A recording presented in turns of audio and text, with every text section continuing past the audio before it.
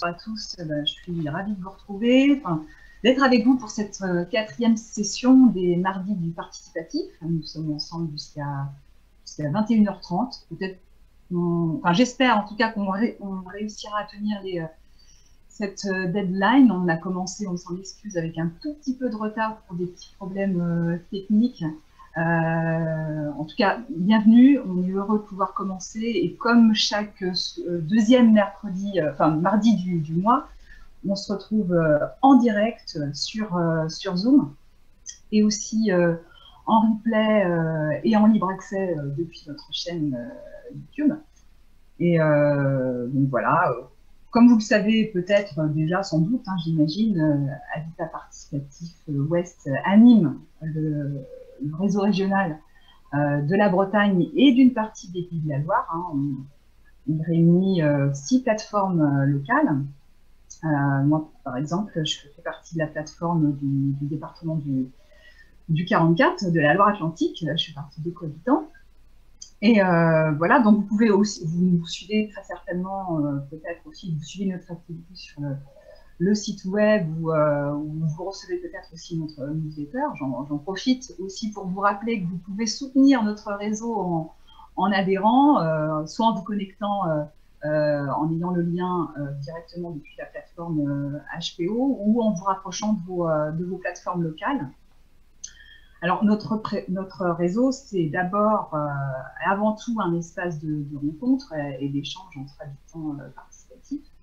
Et c'est un espace surtout qui promeut cette autre manière d'habiter. Donc, on va continuer toute l'année en distanciel, mais aussi en présentiel. On a tous hâte de continuer d'aller à la rencontre à votre rencontre, à la rencontre également des groupes et des projets qui existent et qui vivent sur notre grand territoire de l'Ouest en tout cas. Et ce soir, ils vont continuer de nous partager leur expérience et nous faire visiter virtuellement leur projet. Et ce soir, nous mettons le cap donc à l'ouest de la Bretagne, à l'Opéret, dans le sud de Brest. Nous allons aller à la rencontre de celles et ceux qui forment et qui font vivre le projet Ecocoom. C'est un projet qui réunit 9 foyers en centre-bourg. Donc, vous pourrez poser toutes vos questions sur le chat en activant la petite bulle qui se situe donc en bas de votre écran. C'est soit marqué discussion ou converser. Et puis on essaiera en tout cas que ce soit pendant cette heure et demie ensemble quelque chose de vivant, d'interactif pour que vous puissiez avoir toute réponse à vos questions. Voilà, en tout cas, moi je suis prête. Je ne sais pas si Céline et Pierre-Yves sont prêts. En tout cas, on est prêts à embarquer. On vous attend. Ok. Voilà, c'est à vous. Très bien, merci. Donc, nous, on est donc des habitants d'Ecocoom, à l'Opérette à côté de Brest. Et donc, on a pensé, on vous a préparé une vidéo d'un quart d'heure. Donc, voilà, Pierre-Yves a fait les interviews. Moi, j'ai regardé un petit peu, j'ai filmé un petit peu les maisons et tout ça. Et puis, ma fille Luline a fait le montage. Voilà, donc comme ça vous permet déjà de voir les lieux, les autres habitants que nous. Et puis, après, on aura du temps pour pouvoir échanger une fois que vous aurez eu pas mal de visuels. Voilà, vous allez pouvoir découvrir le quartier déjà en images. Et puis, donc ensuite, on continuera avec un PowerPoint. Quelques pages et qui vous permettront de comprendre un petit peu le projet, sa jeunesse, son organisation et voilà notre fonctionnement au quotidien. Alors on va essayer de lancer la vidéo. Alors, c'est vous partager l'écran normalement. C'est parti. Super, on voit votre écran. Et on entend le son, donc c'est pas mal. Écologique et solidaire à Perret. Là, vous voyez, ce sont les maisons.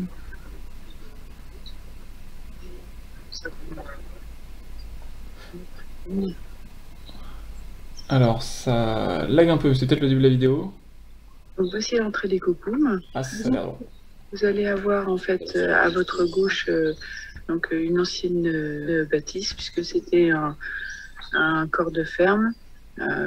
Notre idée était de ne pas prendre sur les terres agricoles, mais terres qui étaient déjà habitées de longue date.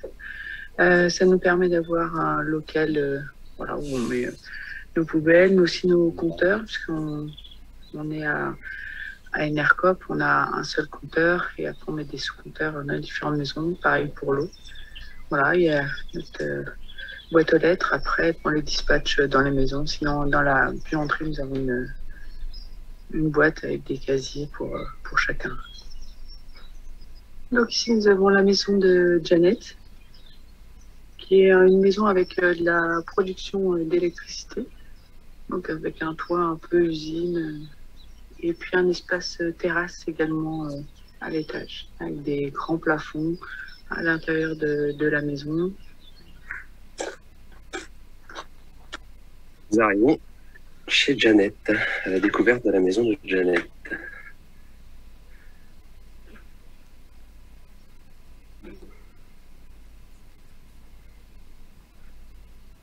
Hello Janet. Hello, salut.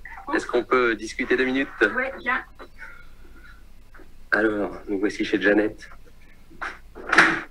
Chez Janet, c'est une des premières maisons, la première peut-être même, sortie de terre avec Cocoum. Raconte-nous Janet, depuis quand es-tu dans le projet? Alors, je me suis jointe au projet en 2010, donc 1 an avant d'acheter le terrain. Et à l'époque, j'étais sur la liste d'attente. D'accord, il y avait déjà pas mal de monde qui gravitait autour du projet. Beaucoup, ouais. D'accord. Et alors, au fur et à mesure, tu as assisté aux réunions et... Voilà, on avait des réunions pour toutes sortes de choses, de point de vue des finances, la construction, et ainsi de suite. Et à l'époque, on faisait des réunions tous les 15 jours. D'accord. Pour ficeler le projet, la charte est arrivée... La charte, ça existait déjà depuis 2006. D'accord. Donc, les personnes qui arrivaient après 2006 adhéraient forcément à la charte. Très bien. Et alors, toi, une fois que tu as pu avoir ta place dans le projet, tu as fait construire cette maison? Oui, j'ai fait construire. J'avais déjà retapé une pelleterie et j'avais déjà retapé une maison des années 30. Et cette fois-ci, je me suis dit que je ferais faire. Très bien. Et donc, tu es une première à être installée dans le quartier, je crois. La deuxième personne. La deuxième foyer, ouais. Très bien. Alors, Janet, je crois que tu es la doyenne du quartier Cocoum. Oui, oui. Qu'est-ce que ça t'apporte, cet aspect intergénérationnel? C'était un choix, tu voulais vivre comme ça? Au départ, je voulais surtout, c'était le côté écologique qui m'intéressait. Déjà à Brest, j'avais des panneaux solaires pour l'eau chaude. J'avais isolé mes combles avec de la boîte de cellulose. Et en fait, c'était l'idée d'avoir une maison à énergie neutre que j'ai fabriquée, fait faire en fait. Mais en fait, c'était en arrivant en 2010 dans le groupe, je me suis sentie vraiment très bien. Et maintenant, je suis aux anges parce que j'ai des enfants qui gravitent autour, il y a des ados, enfin, il y a tous les animaux. Très bien. Janet, qu'est-ce que tu aimes? Ah, je crois que vous venez de nous enlever le son sans faire exprès. Toi, non? Des choses que Ça j'ai envoie. parce que je suis à la retraite, donc j'ai un peu plus de temps que les autres. Donc, tout ce qui est la finance des trésoreries au départ de l'ICI et ensuite de l'association, parce que j'ai le temps de faire les comptes, même si j'ai du temps à les faire. Et surtout, j'aime bien jardiner. Je m'occupe pas mal de la phyto, enlever les mauvaises herbes, les herbes mal placées, soit des iris et des roseaux, et les ronces, parce qu'on a beaucoup de ronces. Le terrain demande beaucoup d'entretien tous les jours, donc ça me plaît beaucoup. Et surtout, je me spécialise dans les fleurs. Oui, tu fleuris beaucoup le Je quartier. fleuris beaucoup plutôt que les légumes. Tu as toujours des fleurs en stock Ouais. que tu sors régulièrement Que je pour sors mettre avec, de la voilà, couleur. je mets en hiver des bulbes pour sortir partout au printemps et le contraire pour l'hiver. Chacun apporte sa touche. Voilà, et c'est ça qui est bien. On n'est pas obligé de faire des choses, mais chacun trouve sa place, dans un projet, dans une entente cordiale. Voilà, c'est ça. Et ça réjouit tout le monde comme ça. Ouais, c'est ça. Ouais. Tu n'aurais pas pu avoir un si grand terrain et autant de choses si tu avais été toute seule. Oui, oui. C'est surtout d'avoir cette liberté d'espace qui a été très utile les 12 derniers mois. Donc ici, nous avons une maison double de famille avec le milieu de la maison qui est à l'intérieur désolidarisé afin de ne pas amener du bruit d'une maison à une autre. Voilà, nous voici chez Marie-Paul et Philippe. Salut Marie-Paul. Bonjour.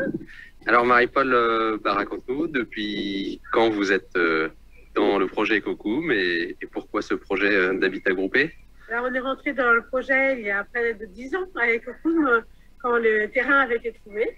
Et nous, ça nous motivait puisqu'on avait vécu en colocation, de vivre avec d'autres gens, mais quand même avec chacun chez soi pour pouvoir construire une vie de famille avec des enfants. D'accord, donc c'est l'aspect social qui vous plaisait, c'est ça le vivre en groupe? Les interactions, les échanges, le fait d'être surpris par ce que nous amènent les autres et d'avoir toujours besoin de se remettre en question pour pouvoir avancer. D'accord, et alors là vous en êtes où donc dans le projet? Notre maison est presque finie et nous espérons pouvoir y habiter cet été. D'accord, c'est une autoconstruction en partie? C'est une autoconstruction, on a fait faire le plan couvert et on a fait des chantiers collectifs, notamment pour la paille, la terre, les enduits de finition à l'intérieur. Après, c'est beaucoup de travail pour apprendre des métiers qu'on ne connaît pas forcément, mais on y arrive petit à petit. Ok, donc ce sera beaucoup de savoir-faire à la fin de cette construction.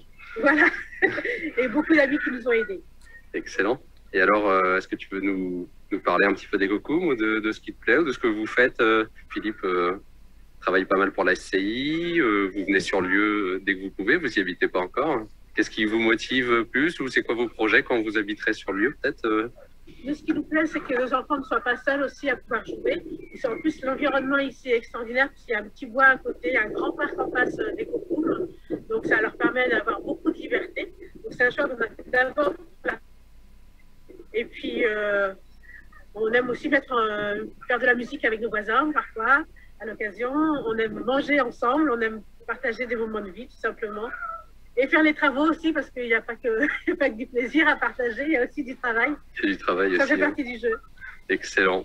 Et bien super. Merci beaucoup Marie-Paul. Rien. Et devant, il y a le trampoline. Donc on a pas mal de matériel qui va être acheté en commun.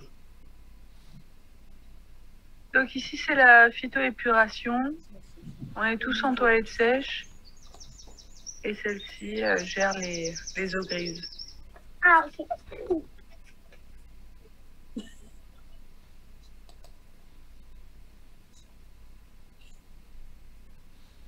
voilà. Du coup, il y a 3 bassins pour laisser reposer. Voilà, au-dessus, vous avez la maison commune. Voilà, ici vous avez l'espace avec le compostage des toilettes sèches et tous les déchets végétaux.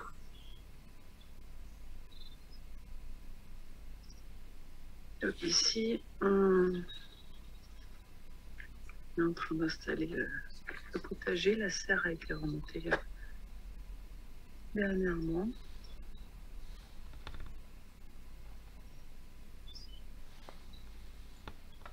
Ouais.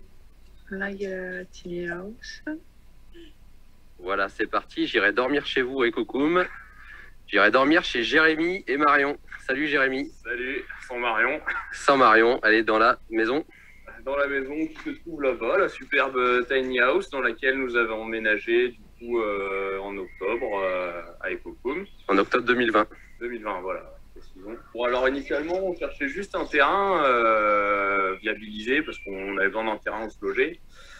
Et en parcourant les petites annonces, on est tombé là-dessus. Et c'était un concept plutôt sympa qui nous allait vraiment bien parce qu'il y a une maison commune dans le lot. Et on avait besoin notamment d'une buanderie, c'était plutôt pas mal. Et de l'outillage en commun, c'était aussi un gros plus. Et dans la manière dont vivent les gens ici, ça nous correspondait plutôt. Et quand on est venu visiter, en tout cas, on a trouvé ça super chouette. Donc on est resté depuis, quoi. Vous êtes resté. Vous n'êtes pas prêt de partir Vu comme la Tiny est arrivée, c'est ça. Maintenant, il y a la terrasse, on ne peut plus partir. Hein. C'est ça, et on a rajouté une petite terrasse pour l'été. Bon, excellent. Alors, qu'est-ce qui te plaît, Kokoum? Tu fais quoi, toi? Tu fais du potager, non? Alors, moi, je fais un peu de tout, un peu moins dans la maison commune, clairement, mais potager, ouais. Ça commence à être la saison, je sais pas si tu l'as, ouais. Ouais, on voit la spirale en pierre, là, pour les aromatiques. J'ai fait ici, la belle spirale. Belle, enfin, les petits bouts de potager derrière, pour que les limaces les laissent tranquilles. Bon. Il y a plein d'autres projets en devenir, j'espère. Le poulailler portatif, peut-être. Un petit poulailler à déplacer à droite à gauche pour pas que les poules soient dans leur coin de forêt là toute la journée. Exact. Cool. Et la terrasse, elle est finie? Il va manquer une petite partie aérienne pour ombrager un petit peu quand il fera vraiment trop chaud. Mais là, je fais une pause. J'ai suffisamment donné pour l'instant. Là, c'est bon. Ouais. Apéro d'abord. C'est ça. Cool. Merci, Jérémy. Eh ben de rien. Salut. Salut.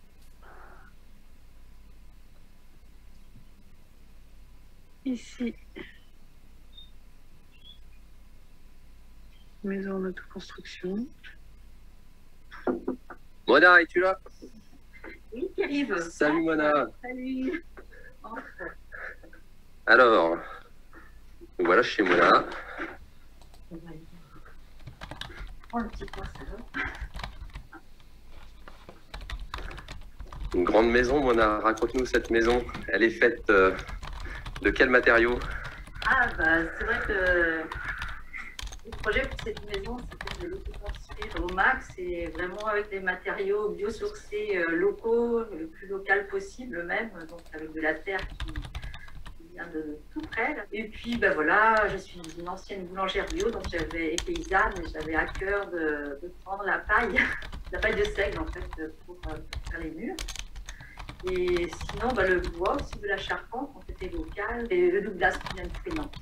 Donc voilà. Tout est local, très abouti écologiquement parlant. C'est vrai que c'était un vrai plaisir aussi de vivre l'aventure humaine, parce que du coup, ça a été des chantiers participatifs tout au long du projet, et de belles rencontres. Je crois que ça, c'est quelque chose d'important à dire, qu'on a eu des bons partenaires au bon moment. Que ce soit l'architecte Patrick Balcon qui nous a aidés à dessiner le projet et à faire que ce soit un projet qui puisse être soutenu par la mairie. Bon, le maire était déjà partant, mais il fallait quand même convaincre l'équipe municipale. Et puis après, quand on est allé aussi plus loin avec le projet de phytoépuration, là aussi le maire était partant. Et aussi, j'ai envie de dire, parce qu'à cette période, il n'y avait pas de statut prédéfini pour les habitats participatifs, il fallait trouver son statut. Et donc, le notaire de Daoulas, qui a bien aussi prêté, en fait, on va dire son savoir pour nous accompagner sur les statuts. Donc, c'est vraiment, ça doit regrouper les compétences et la volonté de tout le monde pour arriver à un projet comme Ekokoum. Et alors, un petit mot pour finir. Mona, raconte-nous ce que tu fais dans la vie, peut-être. C'est intéressant. On parle d'un lieu solidaire et puis des citoyens. Toi, ton travail est lié un petit peu à ça aussi, finalement. Oui, bah ouais. Voilà, je suis la coordinatrice en fait, de la monnaie locale complémentaire du Pays de Brest, qui est EOL. Voilà, donc l'idée étant d'avoir une monnaie qui reste sur le territoire, qui n'emprunte pas les circuits financiers. Alors, mon travail, c'est un petit peu de la développer donc, auprès des entreprises, auprès des utilisateurs particuliers aussi. C'est vrai que c'est cohérent, on va dire, tout ça pour proposer une alternative, on va dire, au modèle dominant et de belles réalisations à faire. Super. Merci, Mona. Oui.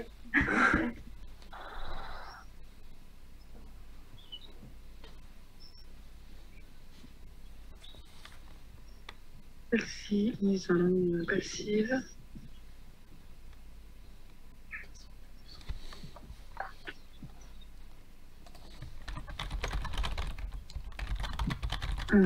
Celle d'Isabelle, forme particulière.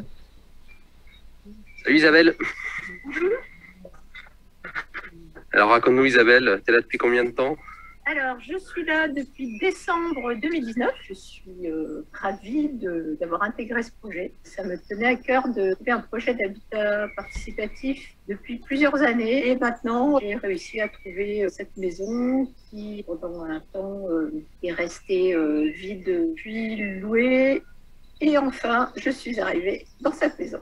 Ça y est, définitivement. Voilà. T'es bien entourée, t'es en plein milieu du quartier alors? Voilà, j'ai des voisins très sympas. Je suis effectivement la maison qui est un petit peu plus au centre de l'habitat, du terrain, en fait, ça, au contraire, ça ne me pose aucun problème, voire je suis plutôt ravie. Je peux surveiller tout le monde. Tu peux surveiller tout le monde. En tout cas, tu as de la lumière qui vient de tous les côtés de la maison. C'est ça, une maison très lumineuse, beaucoup de fenêtres aussi, elle a été conçue comme ça. Donc une très bonne chaleur par tous les temps, je dirais, quand il y a du vent. Bien sûr, avec du soleil et de lumière. Donc c'est ce qui me tente. Super, tu as trouvé maison à ton pied. Maison à ton pied, ouais, c'est ça. Et alors, qu'est-ce que tu fais dans la vie, Isabelle? Alors, je suis suite à une reconversion, je fais de la céramique. J'avais commencé d'ailleurs à installer mon petit atelier dans la maison, moyennant quoi j'ai eu l'occasion de trouver un petit collectif d'artisans qui me propose un espace. Donc, j'ai délocalisé mon atelier, ce qui fait que maintenant ma maison est vraiment redevenue ma maison à part entière. Très bien. Alors, qu'est-ce qui te plaît, Cocoum? Qu'est-ce que tu fais le plus? Dans le collectif, j'avoue que j'adore jardiner, donc je participe aux diverses activités de jardinage et notamment la mise en place d'un potager. Donc on est un petit nombre à être intéressés. Essentiellement les activités d'extérieur qui me conviennent le mieux. Après, j'apprécie beaucoup les soirées qu'on peut passer ensemble. Les repas partagés. Les repas partagés, les petits imprévus comme ça, sur le pouce, c'est vraiment sympa. Jamais vraiment seul et en même temps, chacun chez soi. Exactement. Impeccable. Merci Isabelle. Merci beaucoup.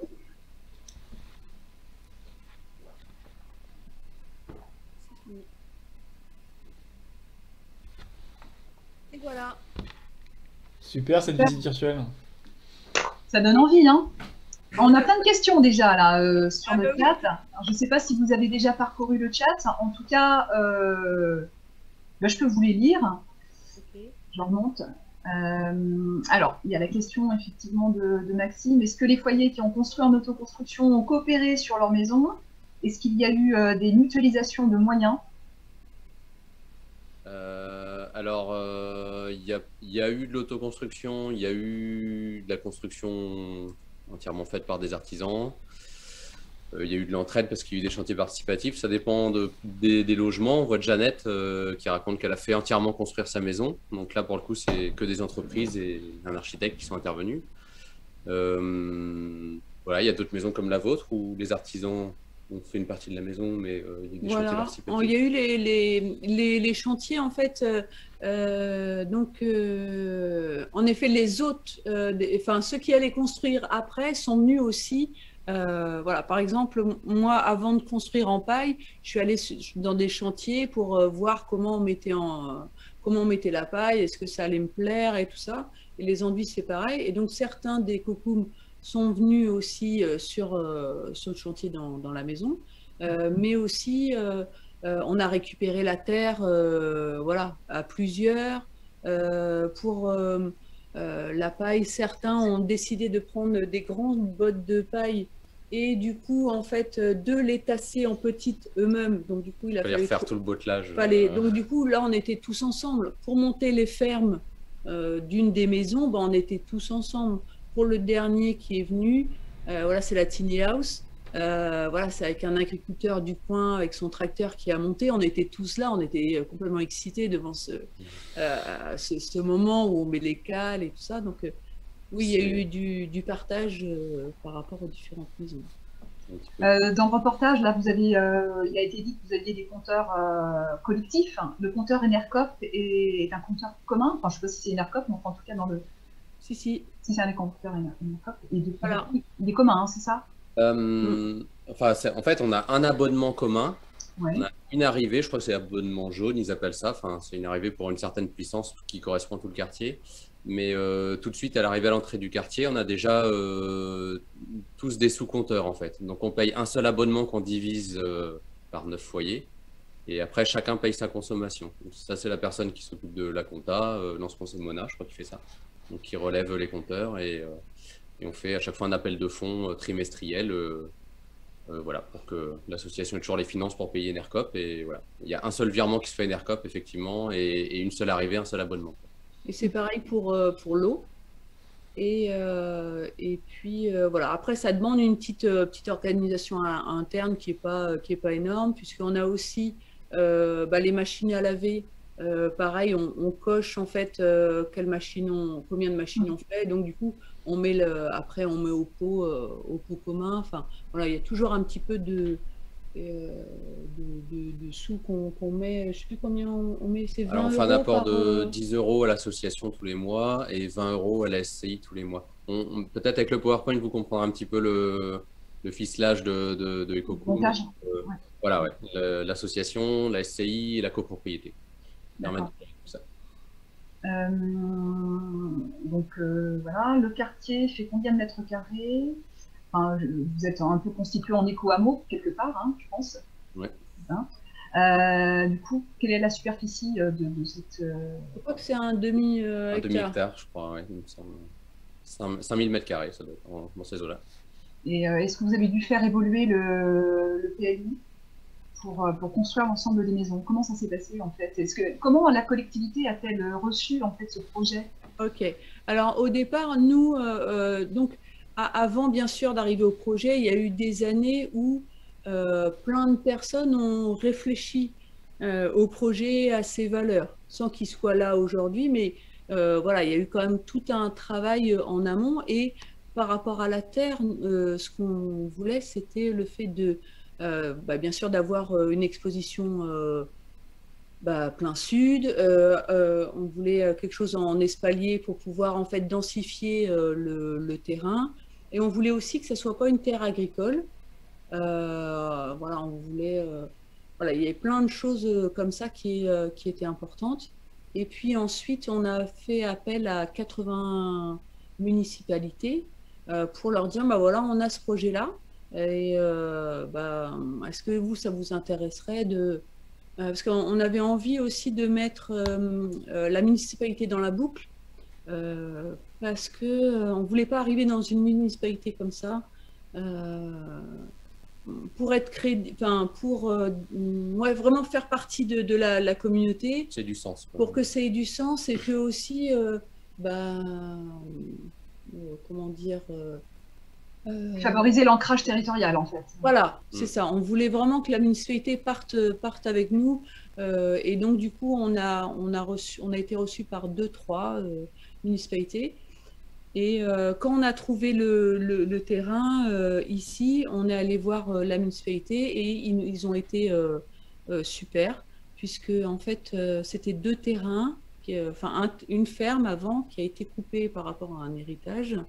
Et ensuite, eux, ils ont racheté les 2 parts et ils nous en ont fait qu'une et ils ont fait ça sans marge, voilà, opération blanche pour la mairie. Et ils nous ont laissé le temps de nous, je pense même une année, en fait, qu'on soit au niveau trésorerie, que tout le monde ait l'argent, qu'au niveau structure, on soit bon.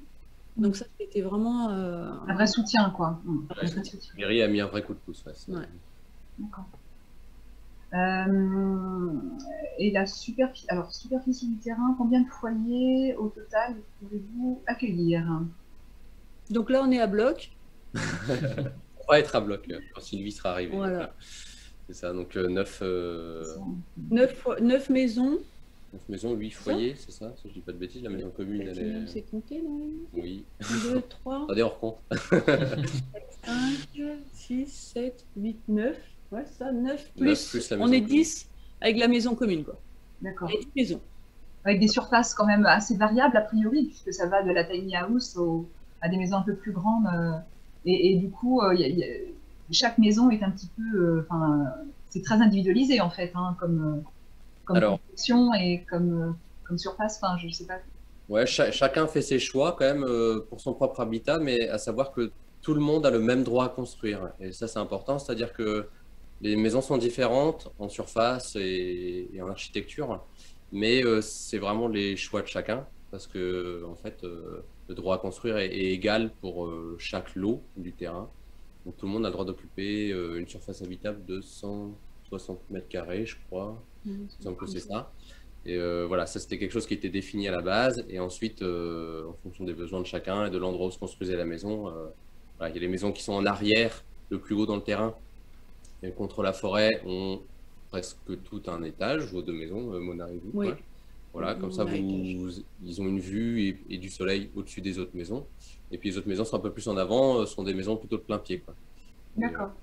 Voilà, donc ça a été réparti, mais tout le monde a le même droit et tout le monde a la même possibilité, quoi. C'était par rapport aussi à une démocratie dans le lieu, c'est-à-dire au millième, en fait, qu'on ne soit pas dans une copropriété ou par rapport à des prises de décision, il y en a qui ont une plus grande superficie et du coup, et plus de pouvoir. Donc, c'est cette question-là.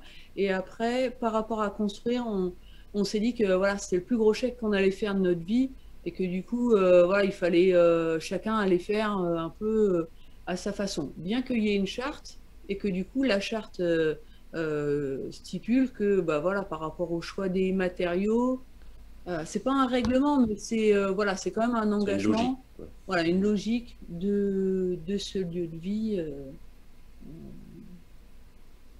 Il faut rentrer un peu en détail. La maison commune était déjà sur place en fait. Hein. Oui. Ouais, c'est ce que vous avez réhabilité, c'est ça? Vous l'avez réhabilité, vous l'avez restauré, comment vous allez en parler peut-être. C'est un peu en cours, ouais, peut-être qu'on en parlera. En fait, c'est une maison qui était là, donc c'est une vieille maison. Elle a été louée plusieurs fois, soit pour les premiers participants des COCOUM quand ils construisaient leur maison. C'est Mona, je crois, qui était d'ailleurs en location dans la maison quand l'achat du terrain s'est fait. Maëva aussi. Maëva y a été. Après, on a eu des locataires. Voilà. Et après, une fois qu'il n'y avait plus tellement de raisons qu'elle soit occupée par des personnes des COCOUM, elle a été louée. Donc, il y a eu des locataires dedans. Ce qui était super pour créer du lien, parce que c'est deux locataires différents. Il y a eu Julien, il y a eu quelqu'un. Moi, je n'étais pas là. Mais... Voilà. On était tous les deux absents. Moi, je suis arrivé il y a 3 ans et Céline était partie à l'étranger pendant quelques temps. Mais voilà. Et donc voilà. Et en ce moment, c'est un petit peu on va dire la fin d'une phase avec COCOUM, c'est-à-dire que ça y est, tous les lots sont acquis. La tiny house, c'était le dernier lot qui restait à vendre sur la COCOUM, donc ils ont pu l'acheter, s'installer. Il y a la dernière maison qui était en vente, qui n'a pas été finie, qui vient d'être achetée et donc qui va être finie. Et ça y est, donc tous les logements vont être habités. Le groupe va être entièrement sur place. Et puis du coup, la maison commune, on a fait le choix là, à la fin du dernier bail locatif de ne pas le renouveler et de la laisser libre pour, voilà, bah, c'est un peu les sujets des réunions en ce moment, c'est de savoir qu'est-ce qu'on en fait exactement et quel choix de rénovation on fait pour cette maison. À savoir que voilà, on n'a pas tous les mêmes moyens, donc ça demande vraiment de se mettre d'accord ensemble. Et bah, Céline a beaucoup bossé là déjà, à essayer de lui donner une nouvelle jeunesse à cette maison. Voilà, on parle de faire un espace de coworking, on parle d'un atelier pour Marie, une habitante qui fait du savon. Voilà, d'avoir un endroit pour faire un petit home cinéma, de la musique. Un lieu commun, quoi. Donc pour l'instant, on se réserve le droit de ne pas la louer. C'est-à-dire qu'en fait, si je comprends bien, vous n'avez pas finalement tout figé dès le départ. Vous êtes autorisé à faire évoluer votre projet. Et en tout cas, sur les usages de la salle commune, il y a encore des choses à imaginer, à repenser au fur et à mesure peut-être de vos envies, de vos besoins surtout, et avec un montage finalement qui vous permet de rester souple dans les usages à occuper dans ce commun. Peut-être que vous allez détailler, il y a plein de questions encore sur le chat, je ne sais pas si vous voulez qu'on vous montre le... Alors, est-ce que, par exemple, on peut lancer le PowerPoint et puis on peut rebondir sur les questions après ou en même temps, à la limite, tu nous interromps s'il y a une question qui peut correspondre à... Ouais, je vais essayer de regarder au fur et à mesure le chat. Ça marche, on peut envoyer sur le... Voilà, c'est pas très long, ça permet juste de visualiser un petit peu les choses. Alors, il est là. Alors, vous le voyez là à l'écran, peut-être le PowerPoint? Peut-être qu'on enlève les conversations. Ouais, on voit très bien. Voilà, voilà. Ah, tu cliques à chaque fois. Voilà. Donc, du coup, voilà, c'était concevoir l'habitat comme un lieu mêlant le bien-être collectif au confort individuel, indissociable d'une conscience environnementale et sociétale. Il y a la question, en fait, de qu'est-ce que, au tout départ, voilà, il y a la question de, OK, un habitat, mais comment est-ce qu'il pourrait être écologique et comment il pourrait être solidaire?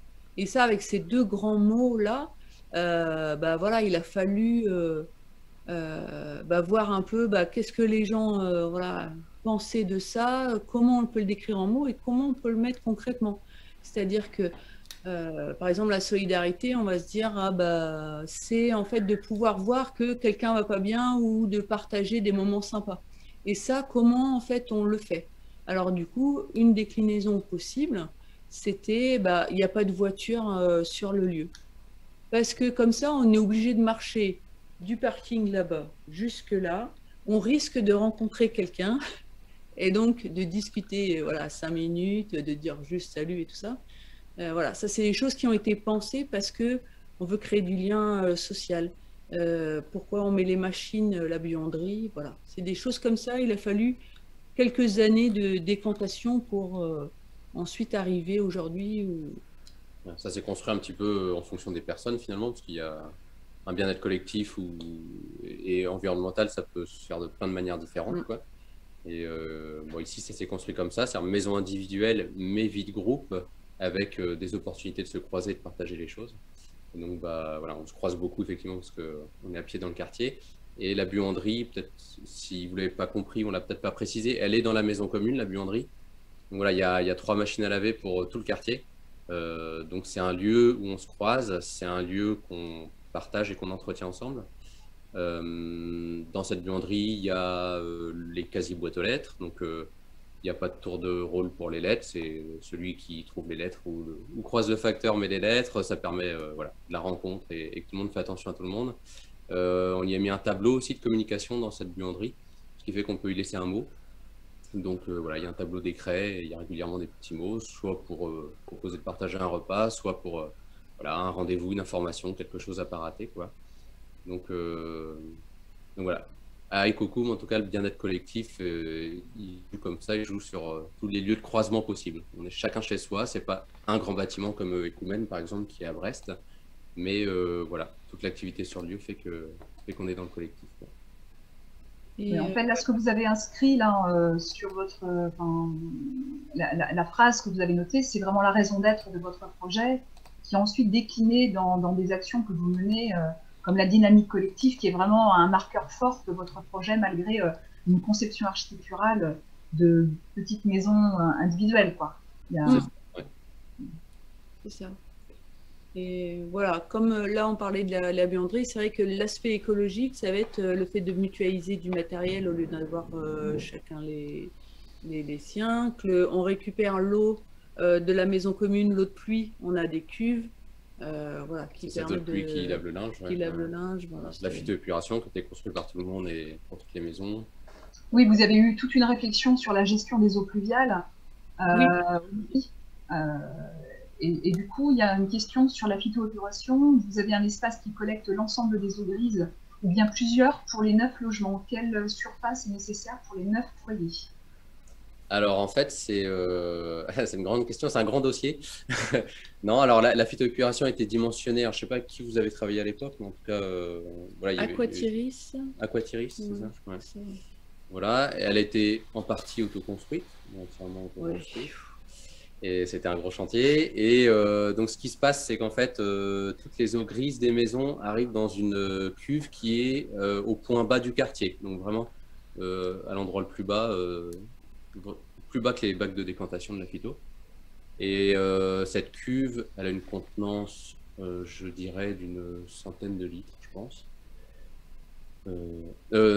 500 litres, non, oui, pardon, plutôt 500 litres, ouais. Et voilà, il y a des flotteurs et ça active une pompe électrique qui va remonter et lancer les eaux grises dans la phytoépuration. Donc ça arrive dans le premier bassin et après automatiquement ça descend dans les différents bassins jusqu'à avoir une eau propre que nous on voit jamais finalement puisqu'elle est infiltrée en fait. Mais voilà, donc voilà. Les eaux grises sont dans des 9 maisons dans une seule cuve et une pompe de relevage qui la réenvoie dans les bassins de phytoépuration. Donc voilà, pour 9 logements, c'est pas ça paraît pas énorme en fait. Enfin, la surface de la phyto, je sais pas combien elle fait, mais c'est pas si gros. Enfin, pour l'avoir vu sur une maison individuelle, la nôtre n'est pas beaucoup plus grosse finalement. Et donc, du coup, oui, on est tous en toilette sèche. Et donc là, c'est uniquement les eaux de douche, en fait, du lavabo, tout ça qui arrive. Et les urines, il y a des toilettes à séparation. Ah oui, voilà. On a des toilettes à séparation, donc tout ce qui est urée va aussi dans les eaux grises, quoi. Et voilà, et après machine à laver, douche. Sinon, c'est toilettes sèches, et donc on récupère des copeaux. Pareil, ça fait partie du collectif la chasse au coco un petit peu dans les Ouais. différentes scieries et chez les menuisiers du coin voilà, pour poster. Ok. Il y a des questions après sur est-ce que vous êtes tous propriétaires? Oui, Ouais, on est tous propriétaires du terrain. alors voilà, tous propriétaires de la copropriété et propriétaires de tout le terrain. Donc on est tous propriétaires du terrain. Et après, chacun propriétaire de sa maison, de son droit à construire. Donc chacun son investissement. Et puis, et la maison commune aussi, voilà, on est tous propriétaires, on a tous une part de la maison commune. Et comment vous accueillez les nouveaux les candidats bon, là, en l'occurrence, il n'y en a pas, malheureusement, parce que je pense qu'il y aurait forcément des preneurs. Mais comment ça se passe? Vous avez un protocole? Comment vous intégrez vous incluez les nouvelles personnes? Alors, je peux rebondir Vas-y, peut-être juste oui, parce que là, il s'est passé. En fait, donc tu dis, il n'y en a pas de nouveaux arrivants. Si, en fait, là, on vient de vivre une période en fait, où il y a eu énormément de choses avec Okoum. C'est-à-dire qu'il y a 3 ans, 4 ans, il y avait. Voilà, donc Céline et Benoît étaient absents, vous étiez à l'étranger, donc leur maison était louée. Et puis, donc, en habitant permanent, on va dire, il y avait Mona, Janet, Marie, Julien. Et Julien, le locataire, quoi. Donc il y avait 5 foyers qui habitaient sur lieu il y a 3 ans. Donc il s'est passé beaucoup de choses en 3 ans. Il y a eu en fait, voilà, c'est la vie humaine aussi et ses aléas. Donc il y a eu des séparations, il y a eu un décès, il y a eu voilà, un changement de projet. Et donc il y a eu des maisons qui se sont retrouvées inoccupées, pas finies et en vente, quoi. Donc moi j'ai acheté ma maison, voilà, elle était juste clos couvert et complètement vide à l'intérieur il y a bientôt 3 ans. Donc j'ai fini en autoconstruction en partie. Voilà, après il y a Isabelle que vous avez vu dans la vidéo qui a racheté la maison du milieu qui était vide et que j'ai loué un petit moment. Voilà, il y a 2 ans. Et puis il y a la Tiny House qui est arrivée là il y a même pas 1 an, hein, l'automne dernier. Donc en fait il y a eu voilà, énormément d'arrivées ces derniers temps. Comment ça se passe l'accueil? Jusque-là, toutes les personnes intéressées, c'était des annonces sur Le Bon Coin en fait, hein, en général. Ma maison, ouais, quasiment toutes les maisons, là c'était des annonces comme ça. Et puis après, les personnes intéressées étaient accueillies le jour d'une réunion, déjà pour une petite visite sur le lieu avec les personnes disponibles. Et puis après, on fait des réunions qu'on appelle plénières, normalement quoi, 1 fois par mois ou 1 fois tous les 2 mois au maximum, quoi. Et donc, voilà, on proposait aux personnes intéressées de venir, pas tous en même temps, s'il y en avait plusieurs, hein, chaque fois les rencontres individuelles, mais de venir à la fin de la réunion, par exemple, pour entendre un petit peu la conclusion, les discussions qu'il peut y avoir, les interactions, et puis de rencontrer tout le monde et de voir si finalement le feeling passe aussi, parce que c'est important. Et pour une personne qui veut venir sur le lieu, de se sentir bien sur le lieu et avec les gens. Et pour le groupe, parce que l'équilibre d'un groupe, c'est vraiment quelque chose de pas simple à trouver. Je sais pas si ça se trouve, en fait, ça se renouvelle tout le temps, hein, l'équilibre du groupe. On a beau être chacun chez nous, il y a plein de choix à faire et dans le mode de vie, donc voilà. Et du coup, voilà, les personnes, voilà, le groupe aussi se faisait un ressenti, un avis sur les personnalités ou sur les projets des personnes qui venaient visiter. Et du coup, à chaque fois, on en a débriefé un petit peu entre nous, en se croisant, voilà, sans en faire quelque chose de très formel, hein, non plus. Et puis après, si l'entièreté du groupe était plutôt en accord, qu'il y avait un bon feeling, finalement, ça s'est passé naturellement à chaque fois. Moi, je suis venu une première fois, je connaissais Marie et Julien. Après, on est revenu plusieurs fois, on est revenu avec les enfants, et puis on a fait nos démarches d'achat, et voilà. Isabelle, c'est pareil, ça s'est passé tout seul. Il y a Sylvie, donc la dernière, qui est en train de faire les démarches chez le notaire. Et voilà, elle est venue à une réunion aussi. Là, elle va revenir planter des fruitiers, je crois, demain. Elle est venue aujourd'hui. J'ai vu des mails trop tard, mais, voilà, ça se fait tout seul. Je crois qu'il y a un feeling qui se fait. Et, quand les choses doivent se faire, je crois que ça aboutit, en fait, quoi. Donc, voilà, il y a beaucoup d'humains, hein, quand même, dans la chose. C'est-à-dire qu'on peut adorer les maisons, le lieu. Voilà, je crois qu'il y a quand même un moment, on ressent, il y a quelque chose d'un peu énergétique, quoi. Soit on se sent bien avec les gens et le groupe se sent bien avec les nouvelles personnes, soit pas, quoi. Mais voilà. Et comme voilà, ça demande quand même beaucoup d'investissement de rentrer dans un habitat groupé comme celui-là, parce que c'est pas juste acheter la maison, quoi. prendre des parts à la SCI. Enfin, toutes les démarches administratives sont un petit peu plus compliquées, un petit peu plus longues. Et puis voilà, puis quand on arrive, on est vite dans le bain. Il y a des mails avec tiens, les travaux à faire, l'entretien de la pompe, les ceci, les cela. Donc voilà, ça demande d'avoir envie, d'avoir une énergie à partager avec le groupe. Et ça, c'est justement des questions que vous posez aux candidats sur l'implication qu'ils veulent donner aussi dans le projet, comment ils veulent s'investir dans la dynamique de groupe, ou alors c'est vraiment quelque chose de, comme vous laissiez entendre, quelque chose de très subjectif et presque sensitif. Je sais pas ce que tu en penses. Je pense que le lieu fait aussi beaucoup. Enfin, il n'y a pas beaucoup, enfin, il n'y a pas non plus tant que cette personne qui ont envie de vivre comme ça. Donc il y a, enfin, avec voilà, des toilettes sèches, pas la voiture à côté, avec aussi le collectif. Enfin, voilà, donc je pense que déjà ceux qui viennent là, c'est des gens qui, voilà, Qui a déjà eu un petit peu un processus ou quelque chose. Et puis après, voilà, le lieu, en effet, comme Janet disait, il y a quand même, c'est un grand terrain, donc je crois qu'il faut aimer être dehors. Enfin, voilà, on n'est pas dans un collectif urbain. Voilà, donc il y a tout ça qui fait que je pense qu'une fois qu'on arrive ici, qu'on nous raconte, les gens savent rapidement si c'est quelque chose voilà, auquel ça leur plairait de vivre. Sur le déroulé du projet, combien de temps vous avez mis en fait pour construire on va passer à la... Ouais, dans une des peut-être on va en parler juste dans une diapo là après un petit peu du déroulé chronologique quoi. Alors redis-moi, j'ai pas entendu la question, excuse-moi. Non, c'était de savoir si le projet s'est développé sur combien de temps en fait. Ah ok, ça a commencé en 2005, donc du coup voilà, moi et mon mari en fait on s'est dit que ça nous plairait de vivre voilà, quelque chose d'un petit peu différent que de la propriété individuelle. Voilà. Après, on était dans un mouvement déjà voilà, associatif, militant. Enfin, voilà, je pense c'était une période où on se posait des questions sur plein de choses. On voulait changer la moitié de ce qui se faisait. Et donc, du coup, voilà, on s'est dit, on va...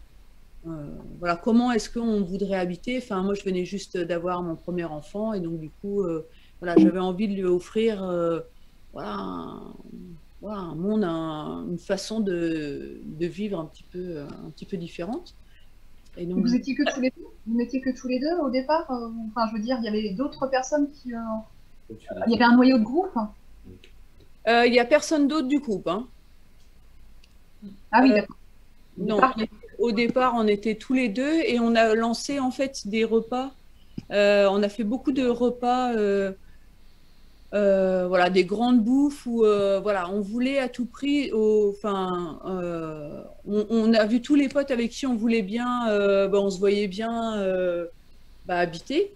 Et avec eux, en fait, on a voilà, débattu des soirées sur l'utopie d'habiter. Dans un monde merveilleux, voilà, qu'est-ce que ça serait? Parce qu'on s'est dit, de toute façon, on va se limiter. C'est-à-dire que vaut mieux rêver à fond, partir un petit peu dans tous les sens, et puis après, on verra, quoi. On verra ce qu'on pourra pas. Ça, c'était quoi, 2005 par là? 2005, ouais. On a démarré comme ça, et puis... voilà, puis du coup, on a été dans les rencontres avec d'autres habitants, un petit peu tout ce qui est réseau, voilà, habitat groupé.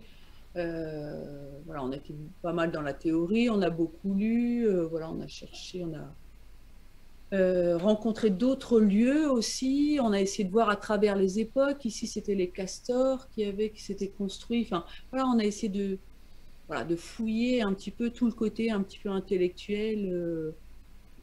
et déraisonnable, voilà, de la chose. Et puis après, voilà, on est rentré dans une charte. La charte, c'est 2007. Attends, je crois que j'ai un... On a une diapo normalement là-dessus, pour donner un peu les dates. Voilà, 2005. 2006, grande table et grande discussion. Voilà. 2007, la charte.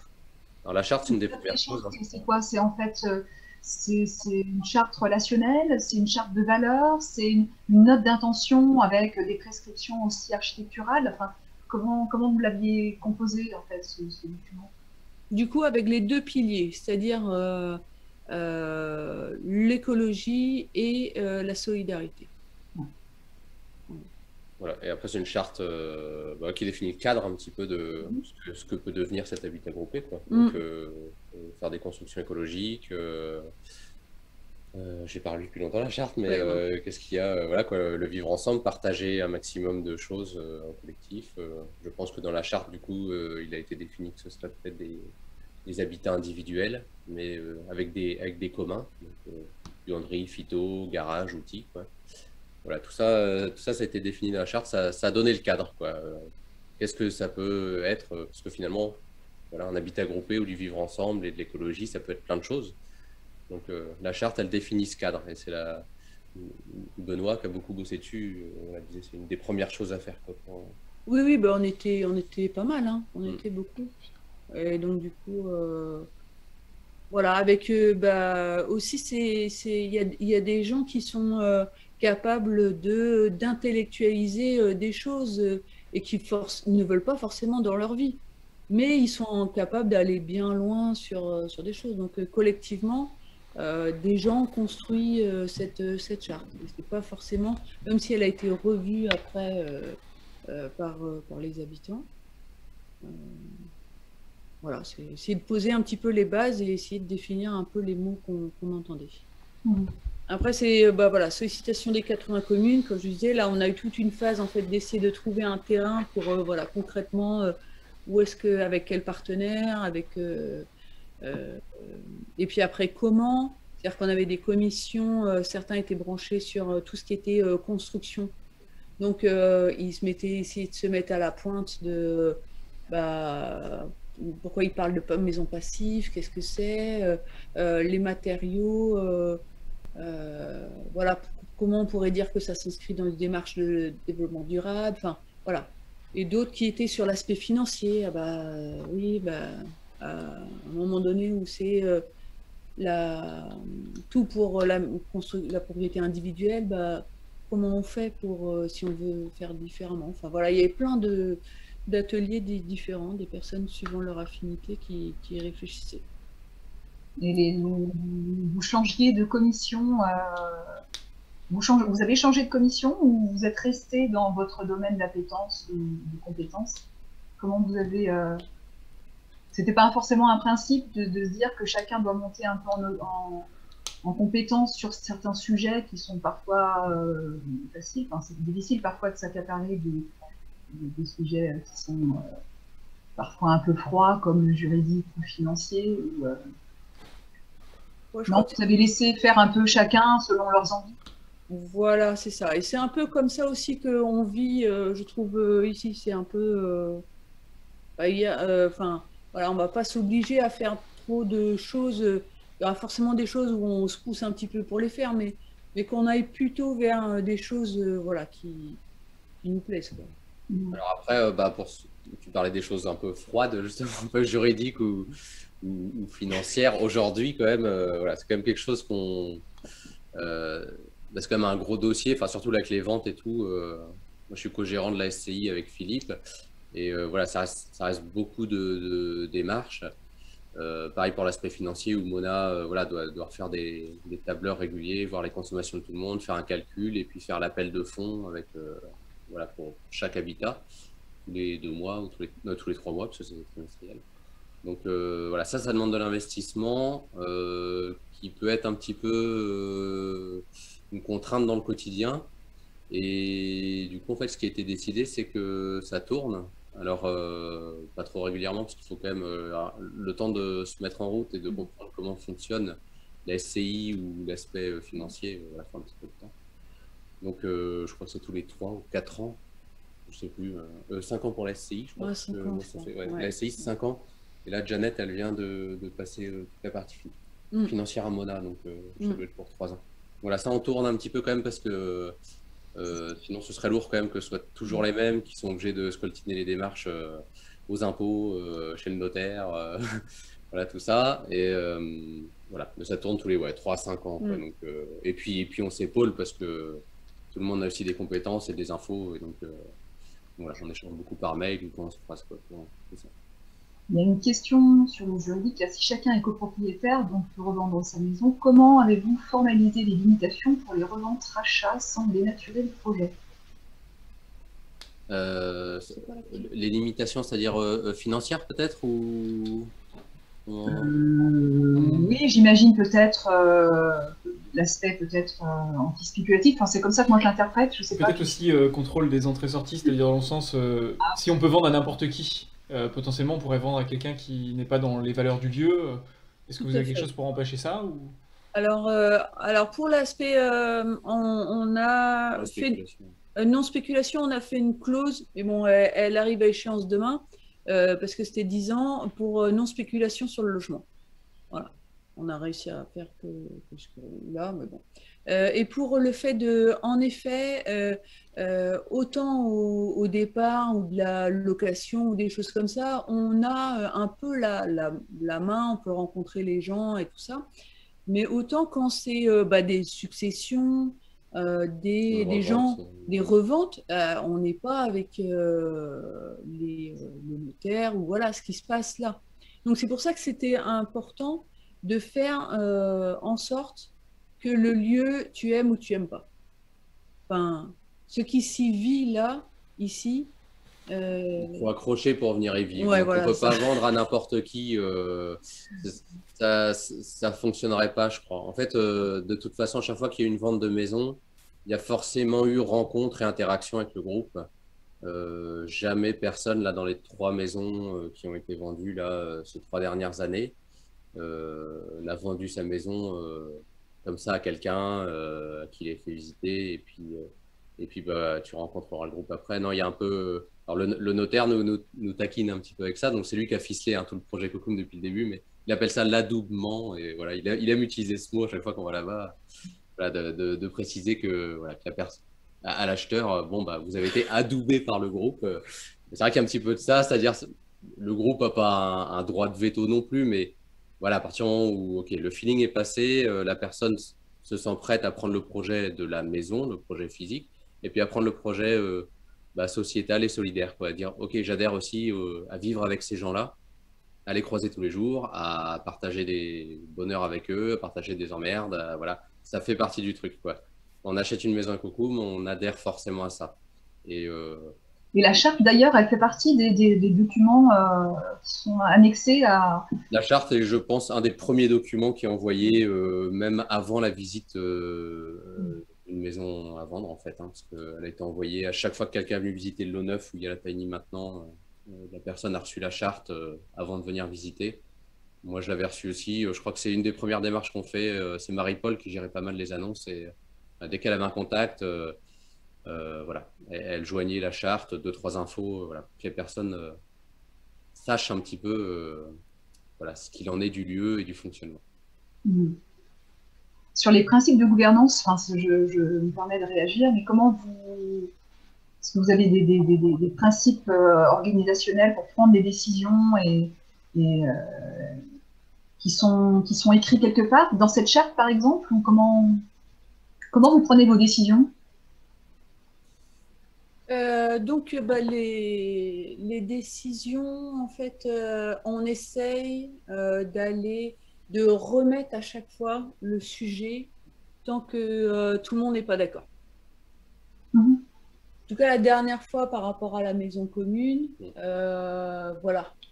Il y avait une partie qui était sur une position, une autre, donc on fait aussi... donc on revient sur le sujet.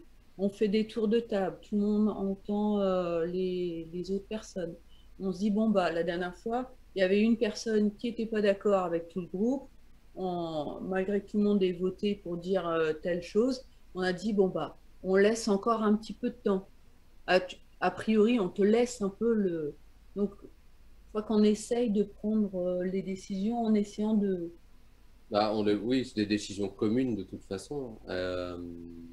Ce que tu dis là, c'est intéressant, c'est qu'effectivement, on remet quand une décision est un petit peu à vif ou compliquée à prendre ou qu'il y a trop d'avis divergents, effectivement, on se dit qu'on va on la remettra à la réunion d'après. Donc, on ne prend pas de décision s'il y a trop d'avis divergents. Et puis, par contre, à chaque fois, il y a quand même, on conclut toujours sur quelque chose de constructif, c'est-à-dire, OK, donc on va remettre le sujet sur le tapis à la prochaine réunion. Par contre, essayer d'imaginer la décision qu'on va prendre, enfin, essayer d'imaginer le projet si on prend cette décision, ou essayer d'imaginer si on prend celle-là. Et chacun vient un petit peu avec cette réflexion-là à la réunion d'après.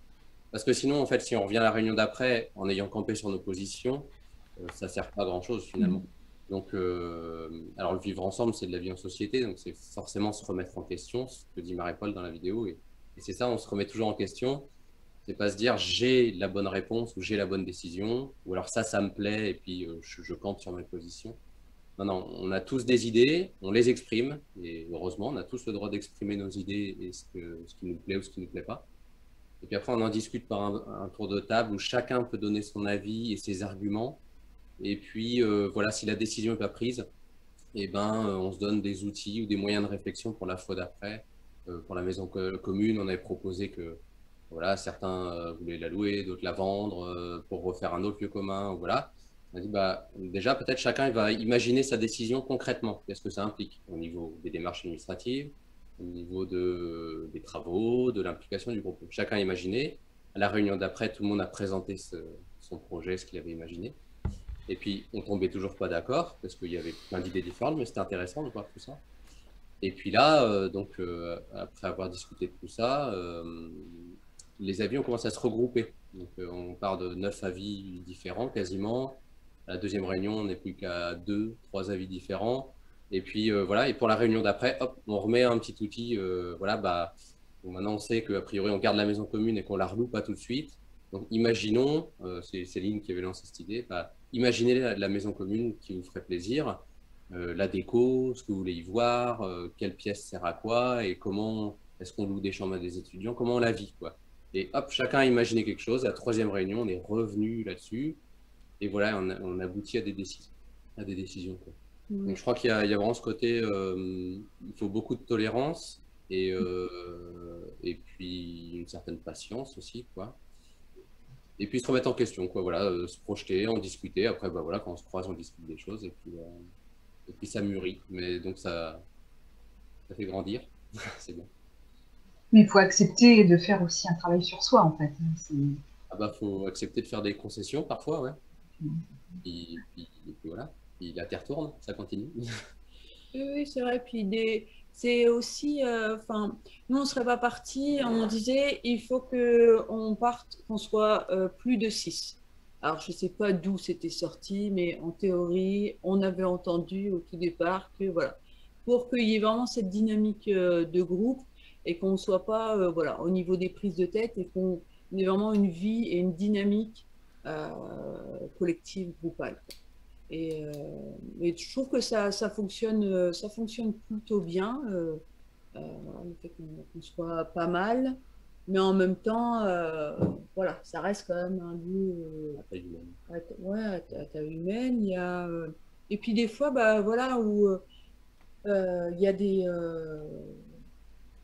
conflits, entre guillemets, bah, voilà, ça passe, voilà, les gens essayent de discuter ensemble sur, mais ça va être sur...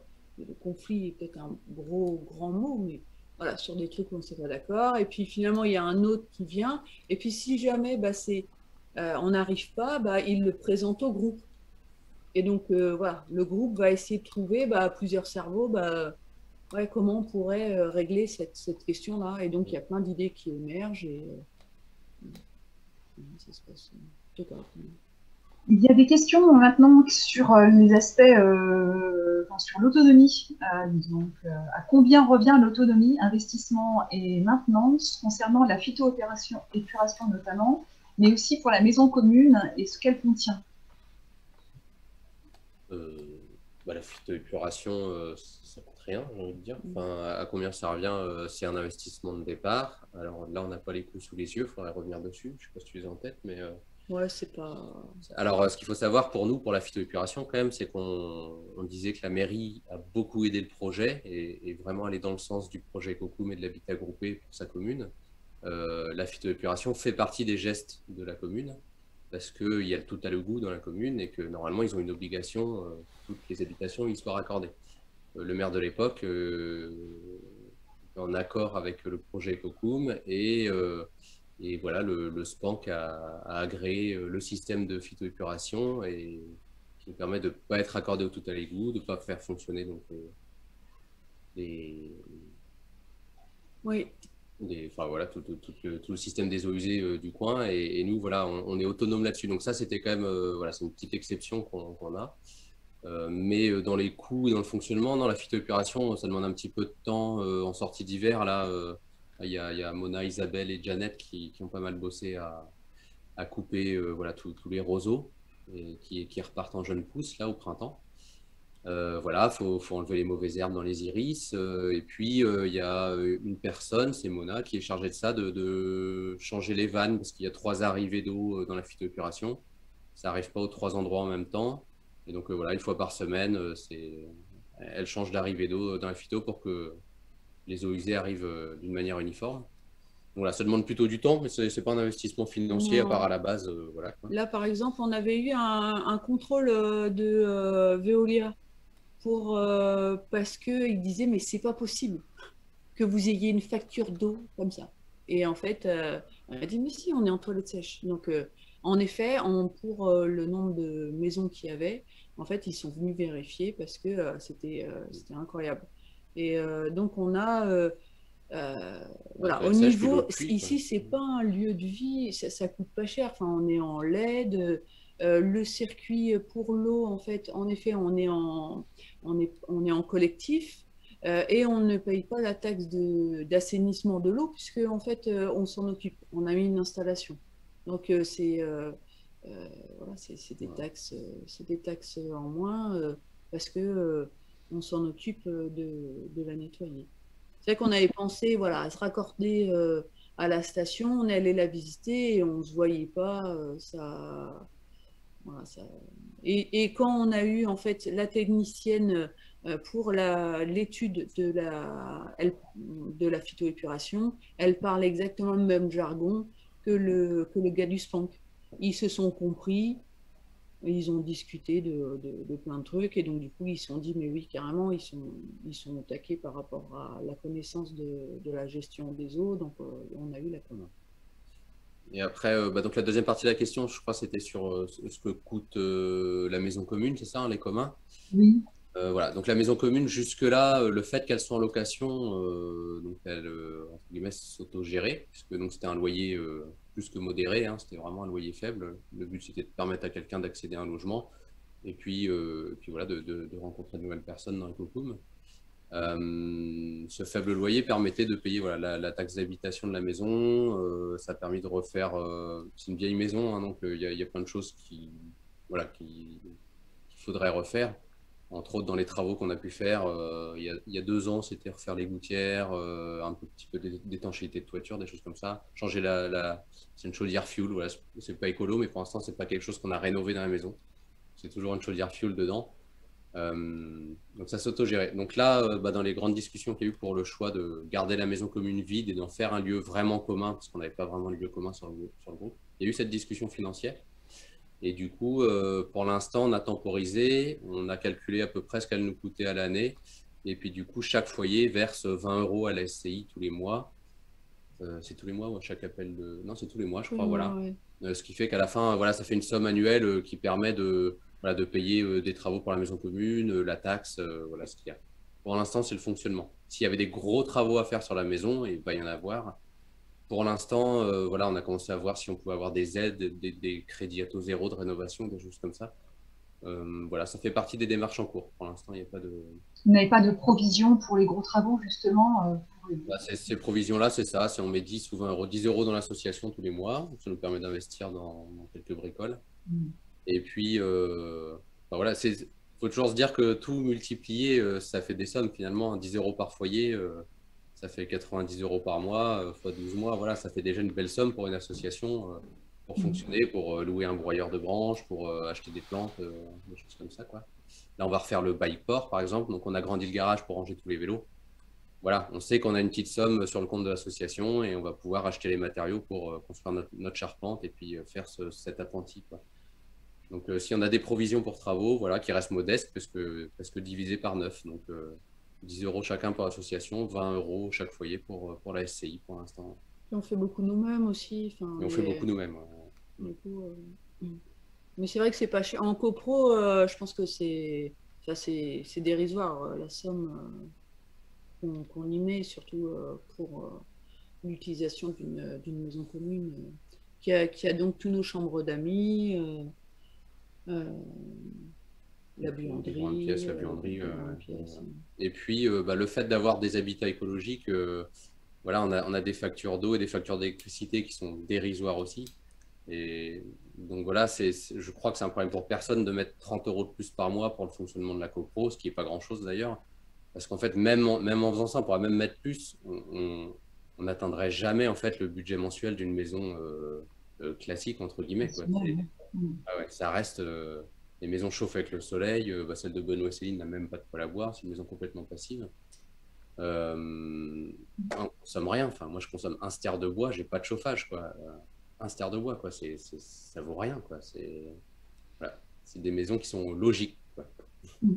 Il y a justement une question sur le budget moyen pour un foyer. J'imagine que c'est ça. Hein. C'est combien vous dépensez à peu près par mois. Moi, je crois que j'ai rapporté, parce que là, j'ai eu l'appel de fonds, tu sais pas? Moi, je crois que je peux dire à peu près, ouais, carrément. Ouais. Moi, il me semble que donc, rapporté par mois en mensuel, l'abonnement ELEC, la consommation d'ELEC, l'abonnement en eau, la consommation en eau et les provisions dont on vient de parler, donc 20 € et 10 €. Je crois que j'arrive à quelque chose comme en moyenne 60 € par mois, lissé sur l'année. Voilà. Avant, quand j'étais en location ou dans d'autres maisons, c'était même pas ma facture d'électricité, 60 €, quoi. Aujourd'hui, voilà, c'est dans ces eaux-là, quoi. Donc selon les foyers, hein, mais j'ai envie de dire entre 50 et 100 € par foyer, quoi. Abonnement, consommation, eau, élec et provisions, quoi. Donc c'est quand même... Non, voilà, c'est pas grand-chose. Et le budget moyen pour ce qui est de l'investissement pour un foyer? L'investissement dans les maisons, l'investissement pour vivre sur le lieu?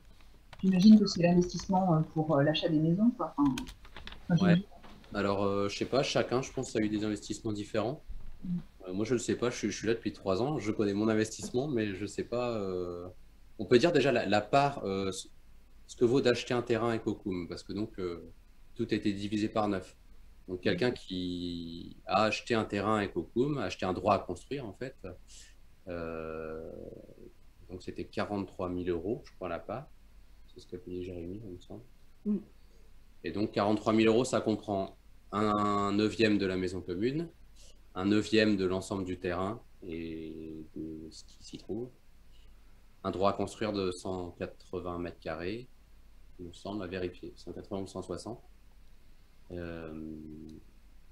Et voilà, quoi. Donc, ça, c'est, voilà, j'ai envie de dire, le ticket d'entrée, quoi. C'était ça, quoi. Donc, maintenant, il n'y en a plus. Hein. Les 9 terrains, les 9 lots sont construits et habités, mais ça revenait à ça une fois que tout était lissé. Ces 43 000 €, ça comprenait donc l'investissement de base qu'il y a eu, et puis les investissements qu'il y a eu pour l'ensemble du terrain au tout début, c'est-à-dire tous les réseaux, le terrassement, la viabilisation, voilà, tout ça, ça a été des sommes. Une fois que tout a été divisé par 9, ça revenait à un droit. Voilà. Chaque arrivée à Ecocoum, c'est 43 000 € pour pouvoir construire une maison. Et après, les budgets sont très différents, parce qu'une tiny house, voilà, je crois que le budget, c'est peut-être 20 ou 30 000 €. Peut-être plus, je sais pas. Donc, c'est dans ces eaux-là, quoi. Voilà. Et au moment d'acheter propre à chacun, ouais. Au moment d'acheter le terrain, vous étiez nombreux? Comment ça s'est... Enfin, vous n'étiez, j'imagine, pas le nombre que vous êtes aujourd'hui?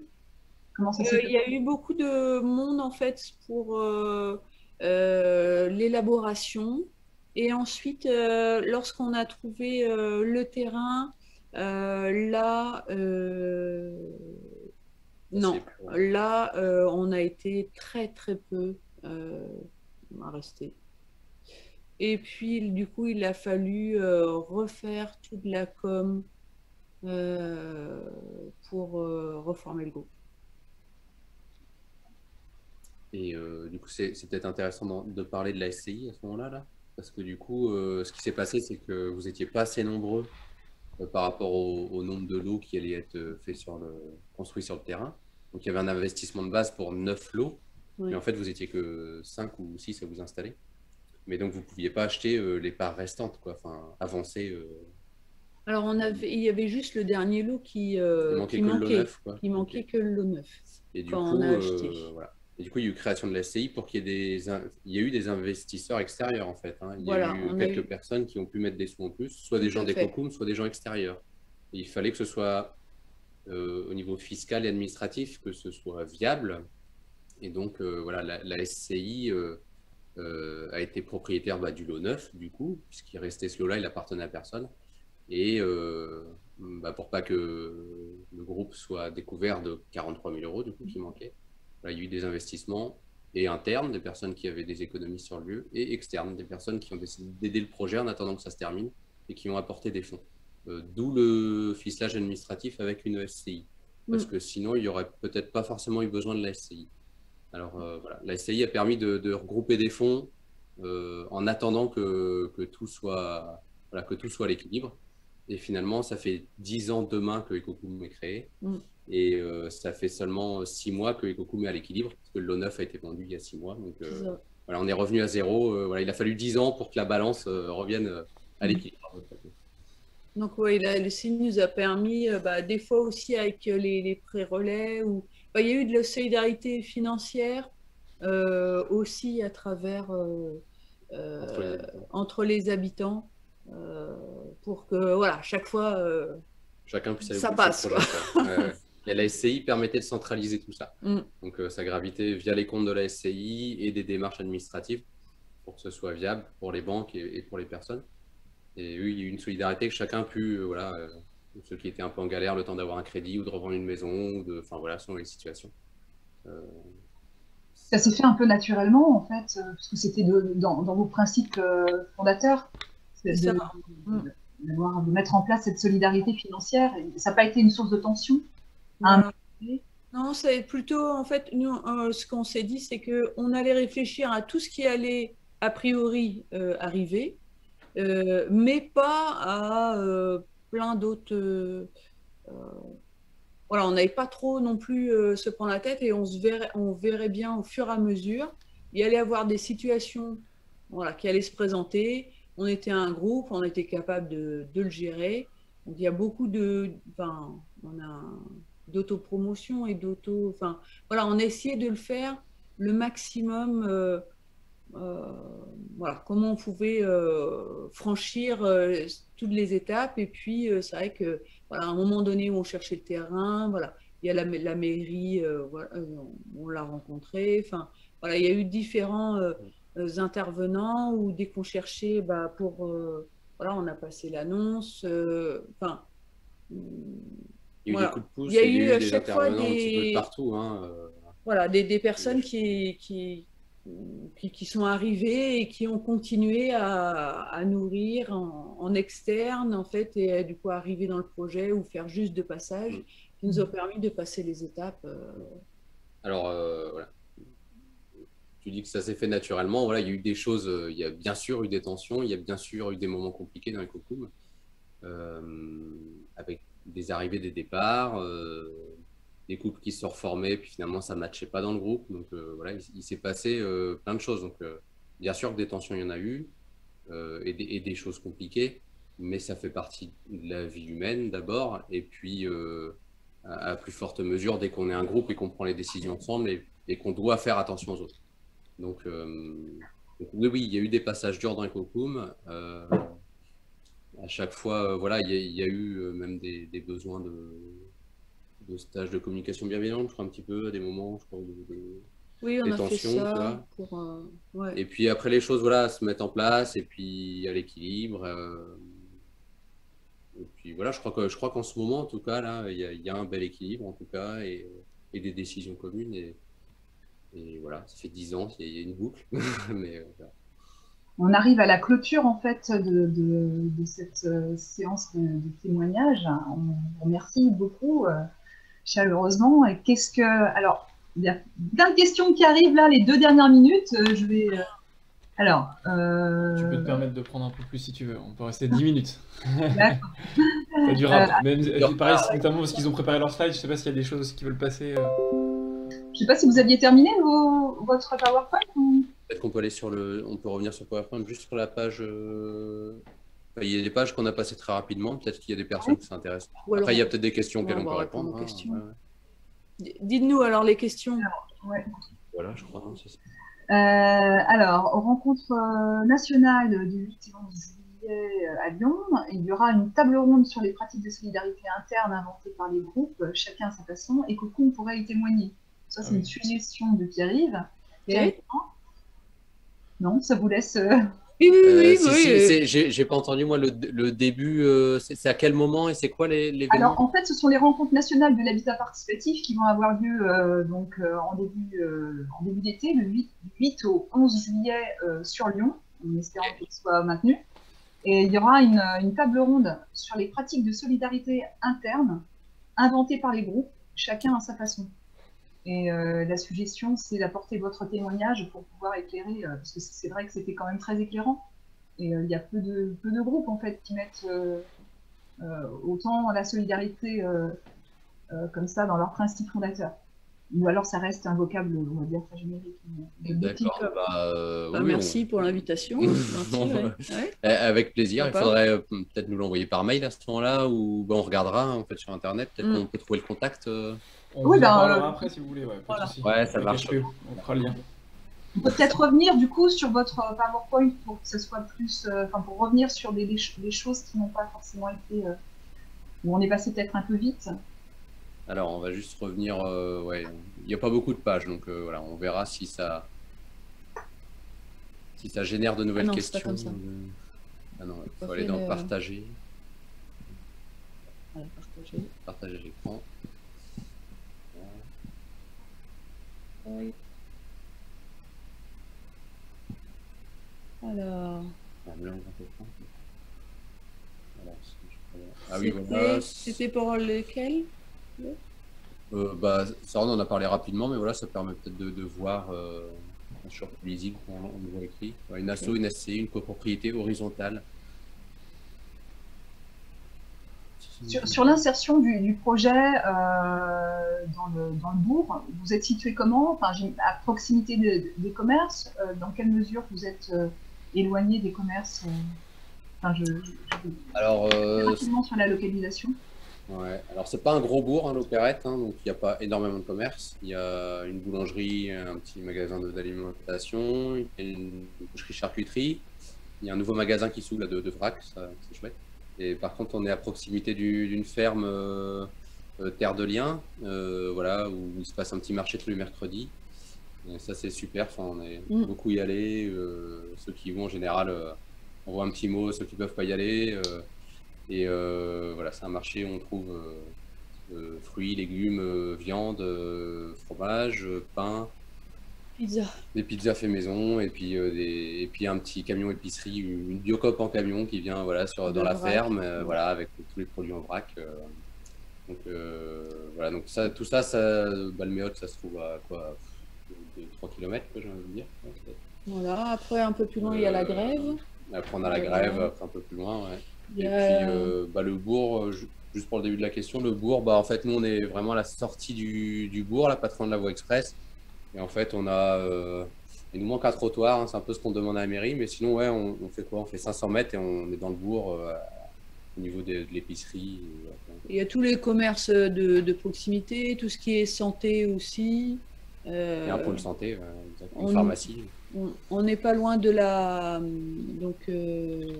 on n'est pas loin de la voie express, ce qui fait qu'on arrive, voilà, à Brest en 20 minutes. Un quart d'heure, 20 minutes pour aller à Brest, donc on a... Voilà, tout est proche. Tout est proche, voilà. On peut aller sur la presqu'île, on peut aller un peu à droite à gauche. Il y a aussi les cars. Il y en a 2 le matin pour aller à Plainville. on est en milieu urbain, mais rural, mais Périurbain, voilà. ouais. On a quand même il n'y a pas les bus hein, urbains, donc on n'a pas un passage fréquent. Mais on a quand même ces cars là qui passent 5 fois par jour, il me semble 2 fois le matin, 1 fois le midi et 2 fois le soir. Voilà, ça peut être pratique pour le boulot. Il y en a quelques-uns qui vont au boulot avec le car. Mona, je pense. J'y allais pendant un temps. Voilà. Donc, non, on est assez proche de la voie express, on entend de temps en temps, mais en même temps, on est assez tranquille. Voilà, on a vu sur un petit bois et des champs. On a un parc municipal juste en bas du quartier, avec des jeux pour les enfants, des jardins partagés de la municipalité, un petit vignoble, qui est en train de se créer. Voilà. Donc ça, c'est super. Enfin, en tout cas, pour les familles, on y va assez souvent jouer avec les gamins, faire du vélo. Et juste derrière, le quartier est adossé à un petit bois, donc pareil, c'est assez agréable. Vous avez d'autres slides, peut-être? Je passe en fait. Qu'est-ce qu'il y avait d'autre? Voilà. Ah, ça, c'était la construction de la phyto. Je crois qu'on a fait un petit peu le tour hein, de tous les sujets. De toute façon, on arrive au terme de cette session. On vous souhaite encore une fois, un bon anniversaire à EcoCoom pour les 10 ans là où vous en êtes actuellement. Et puis on espère que nos prochaines rencontres régionales de l'habitat participatif pourront se tenir en automne. Vous savez qu'elles ont été reportées à 2 reprises du fait du contexte. Et on espère pouvoir visiter votre projet au moment de ces rencontres régionales. En tout cas, il est temps pour nous de clôturer cette session en vous remerciant de votre participation à tous. Et on se retrouve mardi 11 mai. Le mardi 11 mai, effectivement, j'avais oublié, merci. Pour l'auberge. Voilà, pour le projet de l'auberge qui est situé à Dole de Bretagne, donc dans le 35. Et on espère que vous serez tous au rendez-vous. En tout cas, on vous souhaite à tous une bien belle soirée et puis portez-vous bien. Merci encore Pierre-Yves et Céline. Merci à tous. Merci. Merci. Merci à tous.